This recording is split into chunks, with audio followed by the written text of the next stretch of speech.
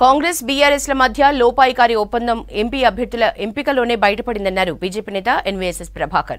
ఓటుకు నోటు కేసులో రేవంత్ ని కేసీఆర్ కాపాడారని, ఇప్పుడు ఫోన్ ట్యాపింగ్ కేసులో కేసీఆర్ ని రేవంత్ కాపాడుతున్నారని ఆరోపించారు. ఉచిత విద్యుత్, సాగునీరు, తాగునీరు వ్యవస్థల్ని ప్రభుత్వం రోజురోజుకు దిగజారుస్తోందన్నారు. ఇప్పటి వరకు వరి కొనుగోళ్లు ప్రారంభించలేదు, రైతు బంధు వేయలేదు, రుణమాఫీ చేయలేదు అని విమర్శించారు. కాంగ్రెస్ పాలనలో పంట విస్తీర్ణం, దిగుబడి పూర్తిగా తగ్గిందని ఆరోపించారు ఎన్వీఎస్ఎస్.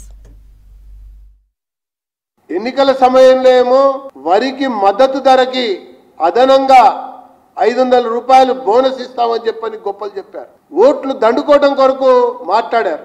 కొనుగోలు చేసే సమయానికి వచ్చేసరికి ఈ అదనపు బోనస్ అనే మాటనే మాట్లాడినటువంటి ఒక పరిస్థితిలో ఈ రాష్ట్ర ప్రభుత్వం ఉంది అని చెప్పని నేను పేర్కొంటున్నా. రైతు బంధు యొక్క విడుదలలో ఏ రకమైనటువంటి జాప్యం వహించారో మనం చూసాం.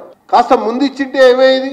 ముందు ఇవ్వాల, ఆలస్యం చేసింది, కావాలని చేసింది, ఆ తర్వాత ఆగింది. ఆ రైతు బంధుకు సంబంధించినటువంటి విషయంలో కూడా అధికారంలోకి రాగానే మేము ఎకరానికి అదనంగా ఇస్తామని చెప్పని ఓట్లు దండుకున్నటువంటి రేవంత్ ప్రభుత్వం ఈ రోజు వరకు కూడా అదనముగా ఇచ్చేటువంటి విషయం పైన మాట కూడా మాట్లాడతల్లా.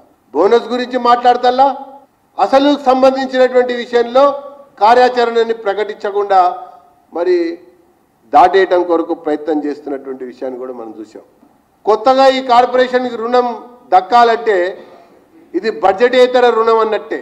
దీనికి ఉండేటువంటి ఒక అనేక రకాల ఇబ్బందులు దీనికి ఉన్నటువంటి ఒక సందర్భంలో ఏ రకంగా రుణమాఫీ చేస్తాడన్నటువంటి విషయంలో ఈనాటి వరకు కూడా స్పష్టత లేనటువంటి ఒక వ్యక్తి ఈ ముఖ్యమంత్రి రేవంత్ రెడ్డి అని చెప్పని నేను పేర్కొంటా ఉన్నా.